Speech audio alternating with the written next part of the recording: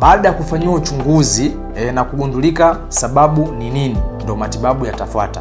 Kwa hiyo matibabu ya ugumba kwa mwanaume yeyote yule ambaye ni mgumba yatategemea na sababu yake. Kama sababu ni testicular infection, ni maambukizi ambayo yametokea kwenye korodani, kwa hiyo tunaanza kutibu kwanza yale maambukizi ambayo yametokea kwenye korodani. Hapo ndo tunakuwa tumetibu tatizo lako.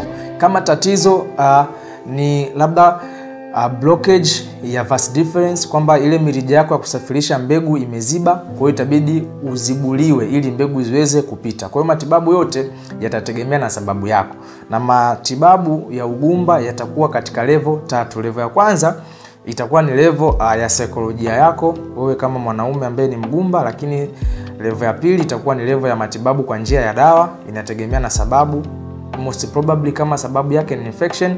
Lakini ya tatu ni upasuaji. Itabidi ufanyiwe operation kama sababu ya haya matibabu ni operation. Mbali na hivyo, kuna matibabu ya kihormone kama wewe sababu ya ugumba wako ni hormonal imbalance. Lakini pia kuna namna nyingine ya wewe kama ni mgumba afu na ugumba wako umesababishwa na post testicular causes, kuna njia ya kukufanya ukapata mtoto. Njia hiyo ni ya kuchukua mbegu zako na kwenda kuziweka kwa mwanamke, kisha mwanamke yule atabeba ujauzito, na hapo utakuwa umejifungua kwa njia ya namna hiyo. Mpaka kufikia hapa, nipende kukushukuru kwa kunisikiliza.